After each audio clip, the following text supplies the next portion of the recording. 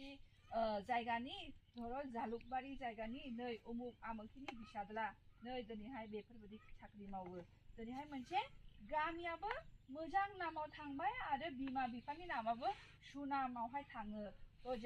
जों चेष्टा खालामि जों बिमा जानानैहायबो जों बिमाफ्रा जों न'खरखौबो जों बेंनो हाखायो खस्थ'यैजोंब्लाबो जोङो न'खरखौ जोङो स्टेप बाय स्टेप लुखांलांखायो आरो सब खामानियावबो जों बिमाफ्रा लुखांनो हायो बेखौहाय आं आसा खालामो जाहाथे आगामि दिनफ्रावबो जाहाथे फिसाफोरनि भबिष्यतखौ लानानै जोंनि न'खरनि भबिष्यतखौ लानानैहाय जोङो बे स्टेपआवबो जों आगे बारायनि आरो बिसेस करे बेनो दिनैनि फैनायनि जोंनि उद्देश्यआ बेहा बे न'खरावहाय मिटिं जाफैनाया जोंनि मेनआ जाहैबाय जोंनि आगामि निर्बाचन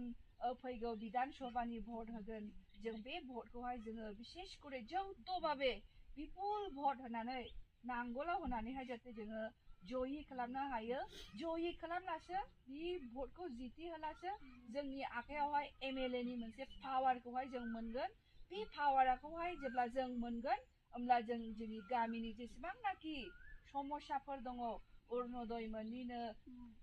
मा होनो न' मोननि हाउसिं मोननि बेफोरबादिखौ जोङो आस्ते आस्ते स्टेप बाय स्टेप जों बेफोरखौ जों मावलांनो हागोन बिनिखायनो जोङो दा बे सुबिदाखौहाय लानायनि थाखायहाय जोङो अननायखौ होनांगोन ने जों अननायखौ होनांगोन जों ना बेदर ओंखाम ओंख्रि आलासि लिंहरना जाहोनाय बे अननायखौ नङा दे नाथाय जों मा खालामनांगोन भटनि अननायखौ जों बे आखाइजोंहाय जों नांगोलावहाय भट होनानैहायसो बे अननायखौ होनानै जिति होनानैहाय जोङो बे सुबिदाफोरखौहाय जोङो लानो हानाय तो बिसेस करे आंनि गोसोजोंहाय आंनि गोरबोजों जोंनि जेसेबांनाखि जों बेहा दिनै नुजाफैनाय टीम बिथांमोननिसिम दिनै बेखौनो जों गावनि गोसो गोरबोजोंहाय बिथांमोननिसिम खावलायदों